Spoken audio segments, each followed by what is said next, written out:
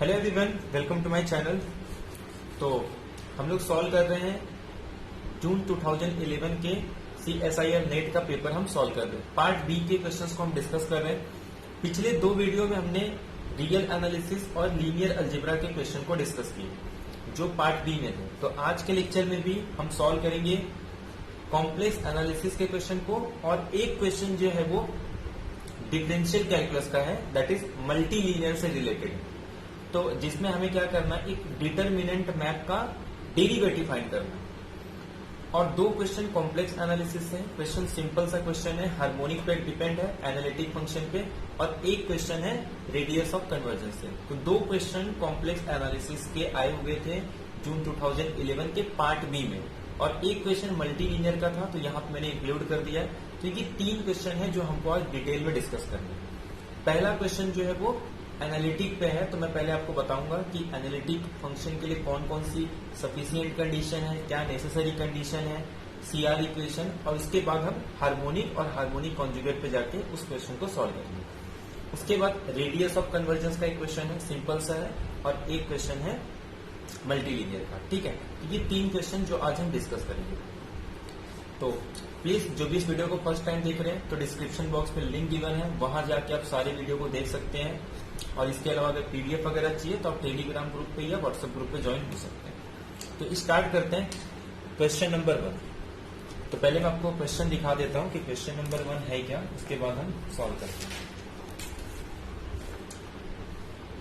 देखो, तो क्वेश्चन तो सिंपल सा है। अगर मैं आपको क्वेश्चन बताऊं तो इसमें कुछ करना नहीं है, डायरेक्टली इसका आंसर आ जाएगा। बट हम लोग पहले इसकी स्टार्टिंग करके analytic function, CR equation, harmonic, वो सब डिस्कस करेंगे। उसके बाद हम इस क्वेश्चन को सॉल्व करेंगे। क्वेश्चन सिंपल सा है कि आपको एक कॉम्प्लेक्स वैल्यूड फंक्शन दिया है और आपको एक एनालिटिक फंक्शन बताना है।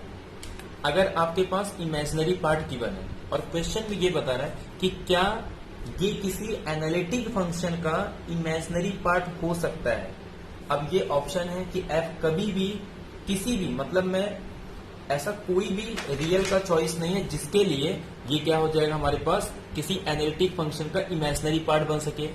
ये कह रहा है कि ऐसी कोई एक रियल पार्ट है जिसके लिए ये क्या हो जाएगा, एक एनालिटिक फंक्शन का इमेजिनरी पार्ट होगा। ये कह रहा है कि हर एक u के लिए, और ये कह रहा है कि v is not differentiable as a function of x and y। तो ये 4 ऑप्शन है जो हमें सॉल्व करना है। अब देखो, v कह रहा है कि नॉट डिफरेंशिएबल है as a function of x and y। तो क्लियरली ये, अगर मैं x को कांस्टेंट रखूं तो y पॉलिनोमियल है, y को कांस्टेंट रखूं तो x पॉलिनोमियल है। तो सिंपल ये फंक्शन क्या है, क्लियरली हम ये शो कर सकते हैं कि ये डिफरेंशिएबल है। तो यानी कि सिर्फ मुझे ये चेक करना है कि क्या कोई ऐसा एनालिटिक फंक्शन है जिसका ये क्या हो सकता है, इमेजिनरी पार्ट। तो इसके लिए अब हम पूरा समझते हैं कि एक्चुअल में हम करते कैसे इसको सॉल्व करेंगे। ठीक है, पहले तो मैं बात करता हूं कॉम्प्लेक्स फंक्शन की। जब हम बात करते रियल वैल्यूड फंक्शन की, तो रियल वैल्यूड फंक्शन में क्या होता है, यहां पे हम क्या लेते हैं, कुछ s लेते हैं, यानी कि रियल नंबर का सबसेट, और यहां से लेके यहां तक एक रियल मैप डिफाइन करते हैं। यानी कि जब हमारा कोडोमेन, यानी कि जो इमेज है, अगर वो रियल नंबर के अंदर जा रही है तो हम कहते हैं फंक्शन हमारा रियल वैल्यू फंक्शन है, और इसका हम ग्राफ ड्रॉ करते हैं। बट कॉम्प्लेक्स में हम ग्राफ नहीं ड्रॉ कर पाते, इसीलिए हम क्या कहते हैं कि हम दो प्लेन लेते हैं और उसको मैप कराते हैं। इस प्लेन को हम कहते हैं XY प्लेन। XY प्लेन इसके लिए कहते हैं क्योंकि जो हमारा डोमेन होता है उस पर अगर मैं कोई भी एलिमेंट ले रहा हूं तो वो किस फॉर्म में होगा, Z, और Z कैसे होता है, x प्लस IY। अब मैं यहां पे एक मैप डिफाइन कर रहा हूं, ठीक है। तो W is equal to f of z। अब यहां से इस प्लेन से मैं इस प्लेन पे मैप करा रहा हूं, तो जब मैं f ऑफ z सॉल्व करता हूं तो यहां पे इसका जो रियल पार्ट है वो कुछ x और y का फंक्शन होगा, उसे मैं दे देता हूं uxy, प्लस जो इमेजिनरी पार्ट होगा वो भी कुछ x और y के टर्म्स में होगा, तो मैं उसे कह दूंगा ibxy। तो यहां देखो, ये क्या है, एक रियल फंक्शन है, तो ये रियल वैल्यूड फंक्शन है 2 वेरिएबल का। इसे हम क्या कहेंगे कि real valued function of two variable. Similarly ये भी क्या है, रियल वैल्यूड फंक्शन है टू वेरिएबल का। तो जब हम कोई फंक्शन डिफाइन करते हैं एक प्लेन से लेके दो प्लेन के बीच में, हम एक मैपिंग करते हैं जहां पे ये एक हमारे पास प्लेन है जिसे हम कहते हैं एक्स वाई प्लेन, और इसे मैप करेंगे एक दूसरे प्लेन में जिसे हम कहते हैं यूवी प्लेन। ठीक है, तो इस तरीके से मैप करते हैं और हम इसका ग्राफ ड्रॉ नहीं कर सकते। क्यों नहीं ड्रॉ कर सकते? क्योंकि यहाँ पे हमारे पास डायमेंशन कितना हो जाएगा, ये खुद 2 डायमेंशन का है और ये 2 डायमेंशन का है, तो टोटल 4 डायमेंशन के हो जाएंगे। तो 4 डायमेंशन को हम लोग ग्राफ में प्लॉट नहीं कर सकते। ठीक है, अब सुन, तो ये फंक्शन का आइडिया क्लियर हो गया। अब क्योंकि जो एफ ऑफ जेड है वो इस तरीके से आया है कुछ, तो अब सीधी सी बात है, रियल के जैसा मैं इसका डायरेक्ट डेरिवेटिव तो नहीं ले सकता कि ऐसे ऐसे डेरिवेटिव। तो यहां पे जो हम कॉन्सेप्ट यूज करते हैं, यहां पे हम लोग जिस तरीके से two variable real valid function को सॉल्व करते हैं उसी तरीके से हम यहां पे सॉल्व करते हैं। अब यहां पे एक नेसेसरी कंडीशन होती है,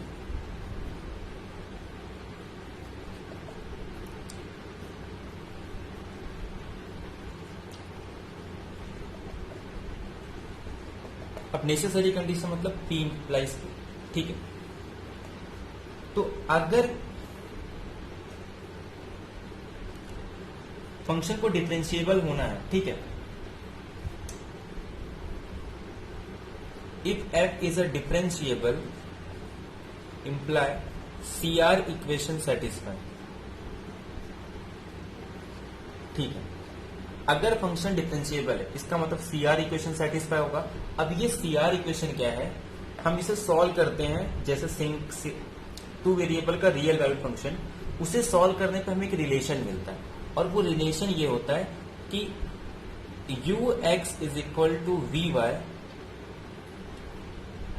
you y is equal to minus v x. इसे हम कहते हैं CR इक्वेशन, यानी कि रियल पार्ट को पार्शियल डिफरेंशिएट करेंगे एक्स के रेस्पेक्ट में, और वो किसके इक्वल होता है, इमेजिनरी पार्ट को विथ रिस्पेक्ट टू वाई करेंगे, ऐसे ये। तो अगर ये दो कंडीशन को सेटिस्फाई करता है तो इसे हम कहते हैं CR इक्वेशन, और ये नेसेसरी कंडीशन, यानी कि किसी भी फंक्शन को ये क्लेम करना है कि वो फंक्शन डिफरेंशिएबल नहीं है, then it is enough to check the given function is not satisfy CR equation. अगर फंक्शन CR इक्वेशन को सेटिस्फाई नहीं कर रहा है, इसका मतलब फंक्शन डिफरेंशिएबल नहीं हो सकता। क्यों? क्योंकि ये नेसेसरी कंडीशन है। अगर CR इक्वेशन हो गया तो ये सफिशिएंट नहीं है। CR इक्वेशन होने के बाद भी हम ये नहीं कहेंगे कि वो फंक्शन डिफरेंशिएबल है या नहीं। तो बात ये आती है कि सफिशिएंट कंडीशन क्या है।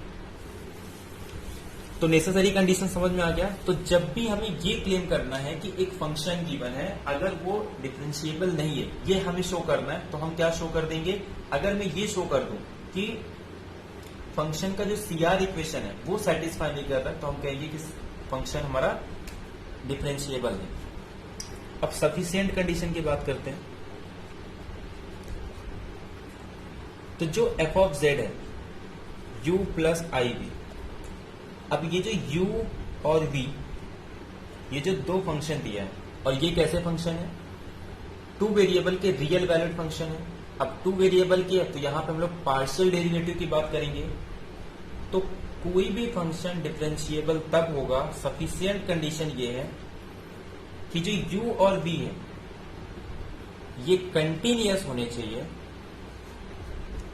और इनका जो फर्स्ट ऑर्डर पार्शियल डेरिवेटिव होगा, फर्स्ट ऑर्डर का जो पार्शियल डेरिवेटिव है that is ux and uy, vx और vy, ये सब क्या होने चाहिए, कंटिन्यूअस होने चाहिए, मतलब कॉन्टिन्यूअस होने चाहिए इन सम नेबरहुड ऑफ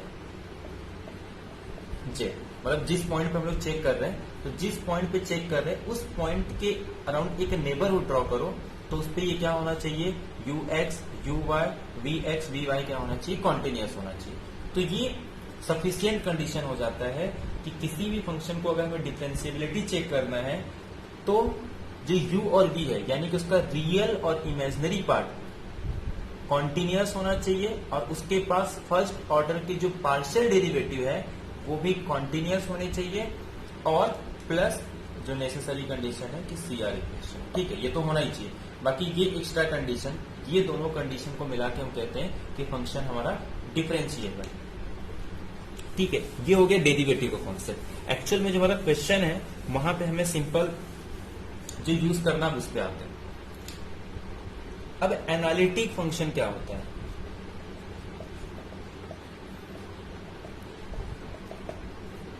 ठीक है, अभी जो एनालिटिक फंक्शन है ना, अगर मैं बात करता हूं कॉन्टिन्यूअस की, तो कॉन्टिन्यूअस में किसी एक पर्टिकुलर पॉइंट पे चेक करता हूं कि f is a continuous at z is equal to z naught, या फिर रियल में x is equal to x naught. ऐसे ही अगर मैं डिफरेंशियबिलिटी की बात करता हूं तो मैं किसी एक पॉइंट पे डिफरेंशियबिलिटी चेक करता हूं।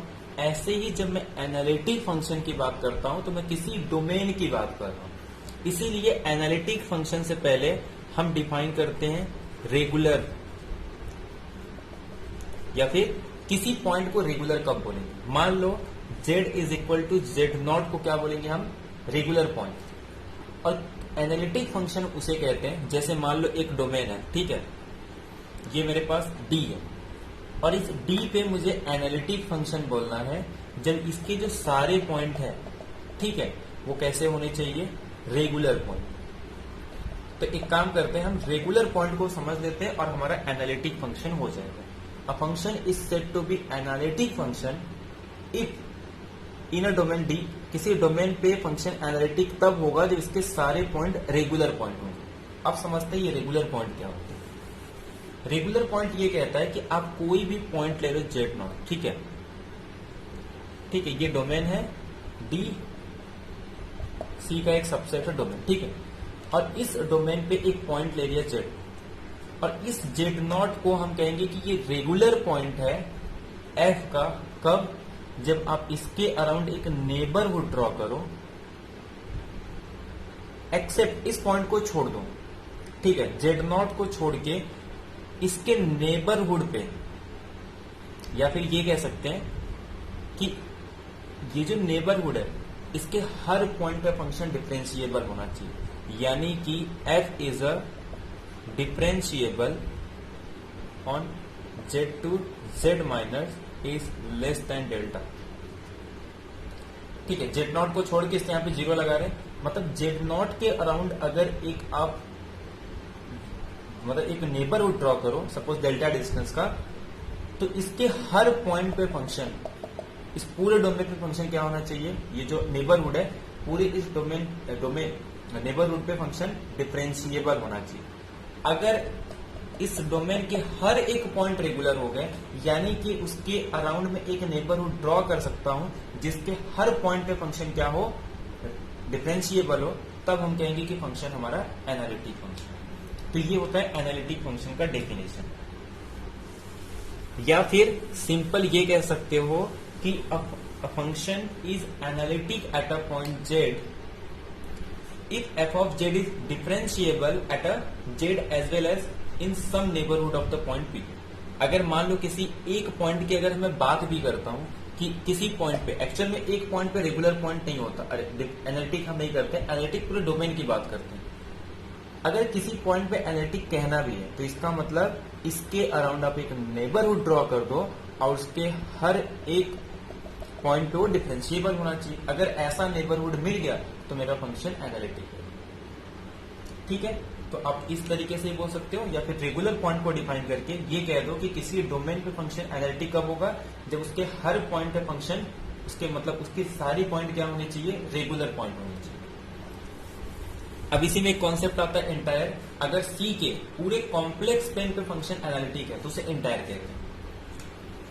अब ध्यान से, किसी भी फंक्शन के लिए एनालिटिक होने के लिए फंक्शन का हार्मोनिक होना नेसेसरी कंडीशन है कि अगर f एनालिटिक है तो उसका रियल और इमेजिनरी पार्ट हार्मोनिक होना चाहिए, ठीक है। फंक्शन एनालिटिक हो गया तो नेसेसरी कंडीशन क्या है? उसका रियल पार्ट और इमेजिनरी पार्ट हार्मोनिक होना चाहिए। अब हार्मोनिक का मतलब ये होता है कि ये लैप्लास इक्वेशन को सेटिस्फाई करे, that is uxx plus vyy is equal to 0, sorry uyy is equal to 0 and v x x is equal to v y y is equal to 0। तो यही वो कंडीशन है जो हमें उस क्वेश्चन में सॉल्व करना है। तो क्वेश्चन इसी की मदद से आ जाएगा कि अगर फंक्शन एनालिटिक है तो यू वी हार्मोनिक होना चाहिए। तो जब भी अगर हमको कोई v दे दिया जाए और u दे दिया जाए तो सबसे पहले क्या ये किसी फंक्शन एनालिटिक फंक्शन का पार्ट हो सकता है, तो मैं पहले काम करता हूं, चेक कर लेता हूं कि क्या वो हार्मोनिक है। अगर हार्मोनिक होगा तो हम क्या कर सकते हैं, अगर हमारे पास एक इमेजिनरी पार्ट गिवन है तो मैं एक एनालिटिक फंक्शन कंस्ट्रक्ट कर सकता हूं। अगर मेरे पास रियल पार्ट गिवन है तब भी मैं क्या कर सकता हूं, एक एनालिटिक फंक्शन कंस्ट्रक्ट कर सकता हूं। अगर मेरा u हार्मोनिक है तब मे भी हो सकता है वो फॉर्म हो या ना हो, बट अगर हमारे पास u और v अगर दिया है तो उसका यूज करके हम लोग फाइंड करेंगे। लेकिन अगर वो हार्मोनिक ही नहीं है तो हम लोग डायरेक्टली कहेंगे कि v और u किसी भी एनालिटिक फंक्शन का रियल और इमेजिनरी पार्ट नहीं हो सकता, क्योंकि अगर ये रियल या इमेजिनरी पार्ट होता तो फंक्शन ये एनालिटिक है और ये उसका रियल और इमेजिनरी पार्ट है, मतलब ये हार्मोनिक कंडीशन को सेटिस्फाई करे। तो अब चेक कर लो हमारे पास क्वेश्चन दिया गया। और हाँ, अगर आपको कंस्ट्रक्ट करना है तो सिंपल आप CR इक्वेशन का यूज करके, तो उसमें दो मेथड होता है। अगर इसके क्वेश्चन जब भी हमें रहेंगे तो हम सॉल्व करेंगे। एक होता है एग्जैक्ट डिफरेंशियल, मतलब एग्जैक्ट डिफरेंशियल इक्वेशन का यूज करके, और सेकेंड होता है जिसे हम कहते हैं मिलने थॉम्सन मेथड।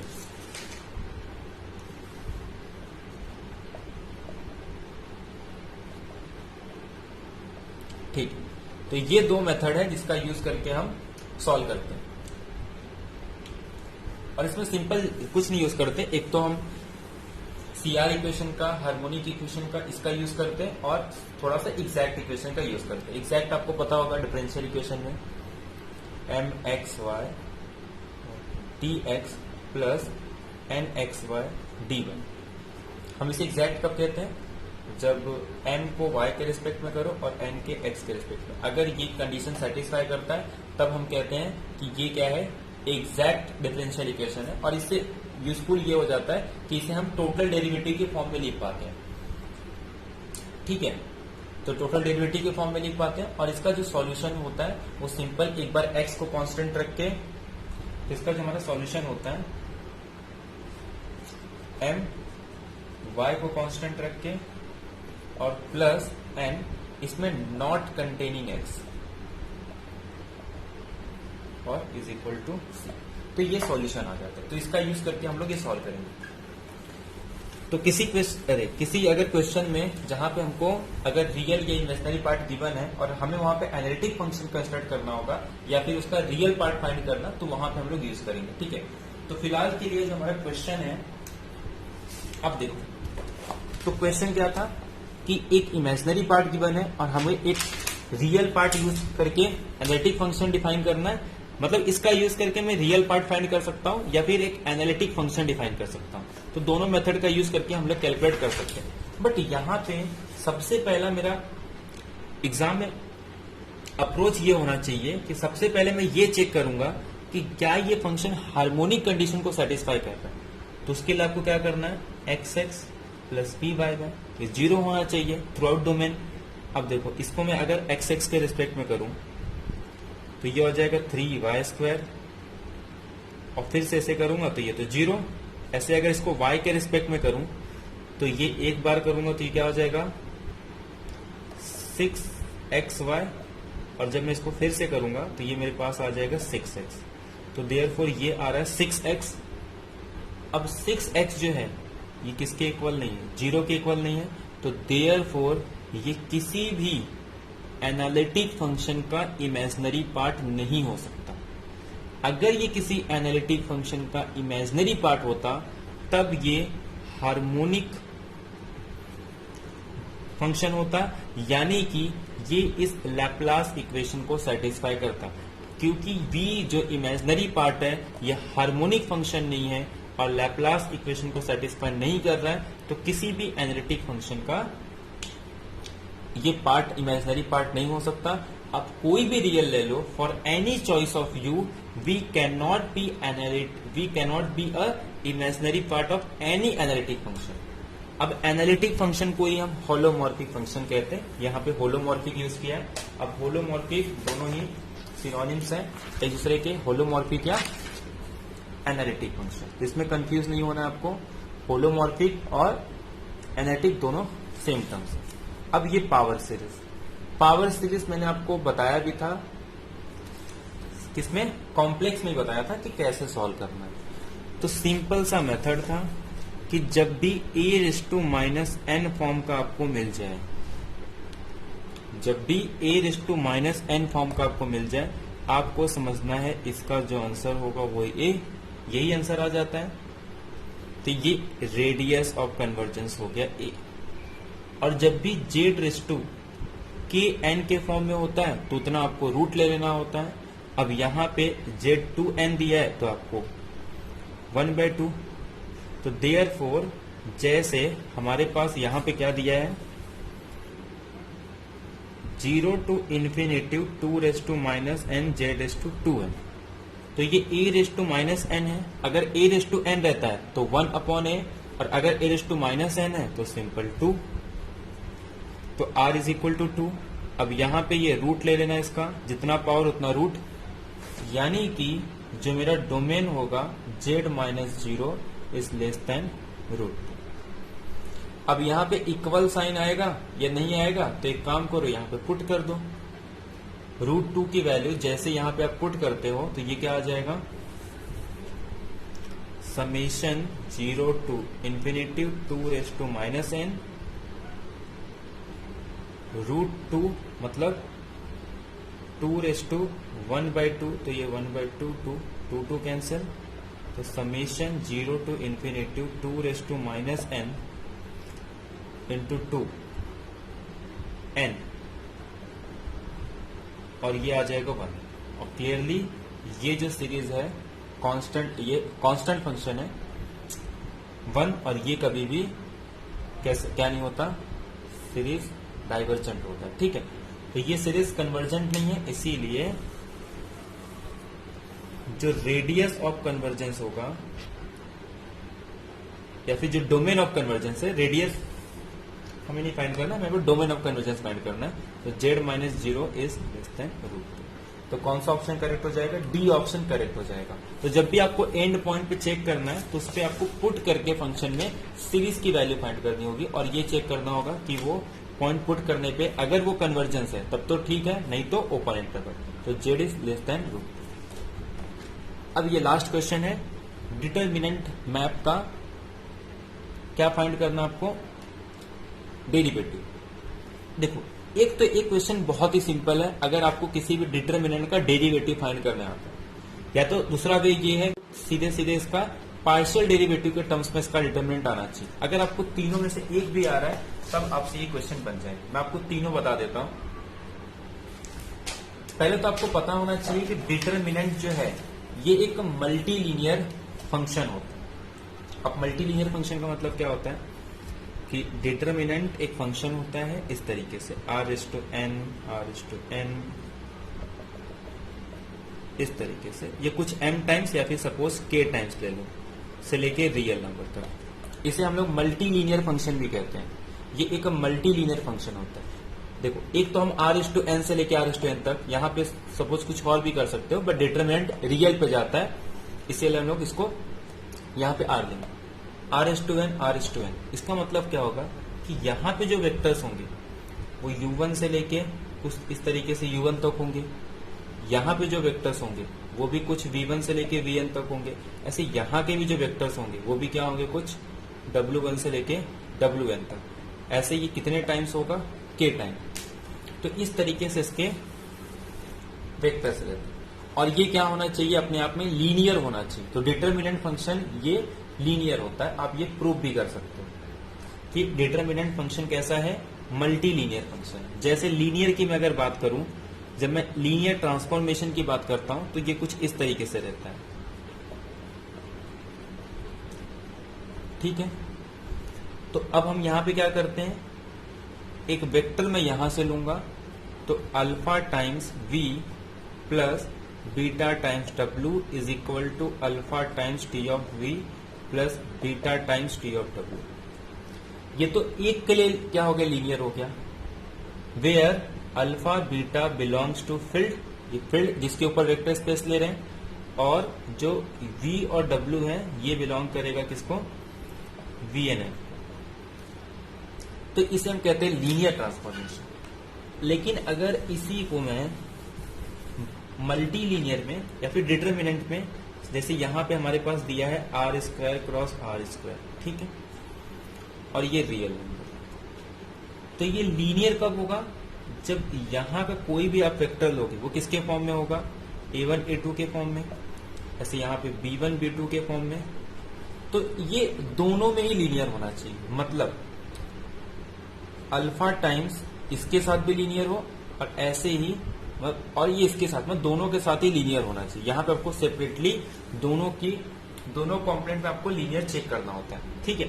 तो अब ध्यान सुनो, डिटर्मिनेंट मैप डिफाइन किया गया है, मैं इसको सिंपल डी लिख रहा हूं। डिटर्मिनेंट एक मैप है आर स्क्वायर से लेके आर स्क्वायर तक क्रॉस आर। इसका मतलब क्या होता है, आर स्क्वायर अगर एक मैट्रिक्स है, ये 2 टाइम्स लिया जा रहा है, इसका मतलब ये है कि आपको वेक्टर जो लेने हैं, एक में कितने रहेंगे 1 2, और ऐसे जितने में इसके कितने कॉपीज ले रहा हूं 1 और 2, तो ये एक 2x2 ऑर्डर का एक मैट्रिक्स हो गया और उसका डिटर्मिनेंट है, ठीक है, ये बता रहा है। तो ये हमेशा आर स्क्वायर है, या फिर ये क्या होगा आर क्यूब होगा, यानी कि ये हमेशा r इस तरीके से होता है जब हम डिटर्मिनेंट की बात करते हैं। अब इसके वेक्टर कैसे होंगे, इसका जो वेक्टर है वो v है, इसका वेक्टर w है, इस तरीके से दिया है। अब अगर ये vw है तो v किस फॉर्म में होगा, आर स्क्वायर का एलिमेंट है तो v1 v2 के फॉर्म में होगा। w की बात करूं तो w1 और w2 के फॉर्म में है। तो जब हम डिटर्मिनेंट फंक्शन डिफाइन करते हैं तो डिटर्मिनेंट फंक्शन कैसे डिफाइन होता है, ये v1 w2 के साथ मल्टीप्लाई होता है माइनस w2 w1। अगर मान लो डिटर्मिनेंट फंक्शन नहीं भी डिफाइन किया, एक्चुअल में ये फंक्शन आपको डिफाइन किया हुआ क्वेश्चन में है, अगर नहीं भी डिफाइन किया हो तो ये आपको पता होना चाहिए कि इसी तरीके से डिटर्मिनेंट को डिफाइन किया जाता है। और आप ये शो कर पाते हो कि ये जो है ये यूनिक तरीका है किसी डिटर्मिनेंट, मतलब 2x2 ऑर्डर का, जब हम इस तरीके से डिफाइन करते हैं तो ये डिटर्मिनेंट की सारी कंडीशन सेटिस्फाई करती है। अगर आप एमएससी में टॉपिक पढ़ते हो डिटर्मिनेंट, तो वहां पे 3 कंडीशन होती है। एक कि अगर मैं किसी भी रो और कॉलम को एक्सचेंज करूं तो डिटर्मिनेंट में साइन का डिफरेंस आता है। एक उसमें एक ऐसी मैट्रिक्स मिलती है जिसका डिटर्मिनेंट 1 होता है, जो भी क्या होता है बेसिस ही होता है, E1 E2 E3 ऐसे इस तरीके से बेसिस, और जिसका डिटर्मिनेंट निकालते हैं तो 1। तो वो सब प्रॉपर्टी यूज करके, और एक तो लिनियरिटी प्रॉपर्टी जिसे हम कहते हैं मल्टी लीनियर प्रॉपर्टी। तो डिटर्मिनेंट एक मल्टी लीनियर फंक्शन है, बट सारे मल्टी लीनियर फंक्शन को डिटर्मिनेंट नहीं कहते। डिटर्मिनेंट मतलब मल्टी लीनियर नेसेसरी कंडीशन है, but multi linear doesn't implies कि वो डिटर्मिनेंट। डिटर्मिनेंट के 3 कंडीशन होती है। पहला, वो मल्टी लीनियर होना चाहिए। सेकेंड, एक ऐसा उसके पास मैट्रिक्स आना चाहिए जिसका डिटर्मिनेंट 1 हो। और थर्ड, अगर आप किसी भी रो और कॉलम को एक्सचेंज करें तो उसका डिटर्मिनेंट 1 होता है। तो इस तरीके, और भी उसके इक्विवेलेंट फॉर्म भी है जिसका भी यूज करके हम लोग डिटर्मिनेंट बताते हैं, और इस फॉर्म में हम लोग उसको डिफाइन कर पाते हैं अगर वो 2x2 ऑर्डर का, और ये यूनिक तरीका इस तरीके से डिफाइन करने का, और यही वो डिफाइन करने का तरीका है जो डिटर्मिनेंट मैप है। ठीक, तो ये मेरे पास डिटर्मिनेंट मैप आ गया। अब मुझे फाइंड करना है इसका डेरिवेटिव। तो ये आपको क्लियर हो गया डिटर्मिनेंट के बारे में कि डिटर्मिनेंट एक मल्टी लीनियर फंक्शन है, और आप डिटर्मिनेंट में शो भी कर पाते हो कि ये मल्टी लीनियर की सारी प्रॉपर्टी सेटिस्फाई करता है। अब जैसे मान लो अगर मैं आपको 2x2 या 3x3 ऑर्डर का एक मैट्रिक्स दे दूं, पहले 2x2 ऑर्डर का, जैसे A1 A2 B1 B2, और आपको इसका डिटर्मिनेंट मतलब डेरिवेटिव फाइंड करना है, या फिर मैं simple d by d dash लिख देता हूं, इसका डिटर्मिनेंट फाइंड करना। तो कुछ नहीं करना होता, आप क्या करोगे A1 A2 इसका डिटर्मिनेंट फाइंड कर लो, इसको as it is plus A1 A2 first row को एज इट इज और B1 B2 इसका डेरिवेटिव इसका एज इट इज, इसको एज इट इज का डेरिवेटिव। इस तरीके से ऐसे अगर 3x3 है तो पहले का डेरिवेटिव सेकेंड थर्ड को एज इट इज, सेकेंड का डेरिवेटिव फर्स्ट थर्ड को एज इट इज, थर्ड का डेरिवेटिव फर्स्ट सेकेंड को एज इट इज। तो अगर आपको ये पता है ना तो आपका क्वेश्चन तो ऐसे ही हो गया। इसमें कह क्या रहा है कि आपको डिटरमिनेंट कैलकुलेट करना है VW पे इन द डायरेक्शन ऑफ HK, मतलब आपको डिटरमिनेंट इवेल्युएट करना है HK पे। इसका मतलब होता है कि VW पॉइंट पे आपको इन द डायरेक्शन ऑफ H को आपको डिटरमिनेंट फाइंड डेरिवेटिव फाइंड करना है। ठीक है, इस डिटरमिनेंट मैप का आपको डेरिवेटिव फाइंड करना है VW पे इन द डायरेक्शन ऑफ HK। तो आपको कुछ नहीं करना है, क्या करोगे, फर्स्ट को एज इट इज, सेकेंड का डेरिवेटिव, तो ये किससे रिप्लेस हो जाएगा, अरे फर्स्ट का डेरिवेटिव तो इसके प्लेस पे h, सेकेंड को as it is plus determinant of. अब आप क्या करोगे, सेकेंड का डेरिवेटिव लोगे तो सेकेंड के प्लेस पे क्या आ जाएगा k और v को एज इट इज।